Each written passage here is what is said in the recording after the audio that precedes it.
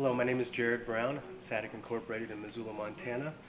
This is a Maztec 2205 digital harmonics meter, and I will be demonstrating how to monitor and meter a single phase panel and a three-phase panel. For this demonstration, we do have just a three-phase panel available. I've covered up the C phase to make it more similar to a single split-phase residential application. For a single split-phase application, you will need to have a probe and a clip.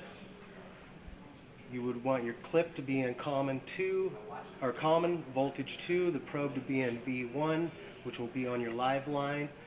The amp part of the clamp, this is a CT clamp, so it's going to pick up the current that's traveling through the wire and give you an amperage reading, and then the voltage and some of the other information will come off of the probes.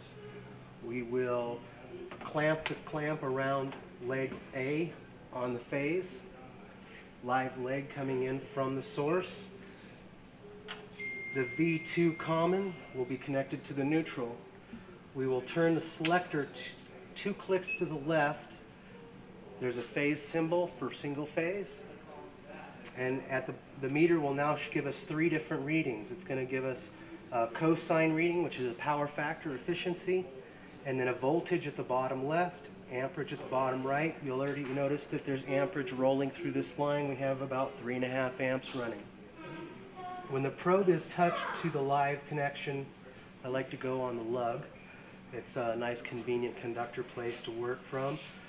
We will get ourselves a reading of the voltage, the power factor, and the amperage on the system right now. At this time, this system is jumping around, but it tends to run right around an 80% area. Every once in a while, electricity is very dynamic. It's going to hop up into the 90s and then back down into maybe the upper 70s. So, for information purposes, to gather the data we need, we would need to record volts, 121.8, amps, 3.3, 3.4, just find a nice average, and then what is the power factor? And it's going to be 80.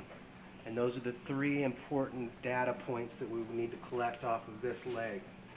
Next, we're going to skip over. You want to move the jaws of the clamp over to the B phase and repeat the same process, probing the lug on that line.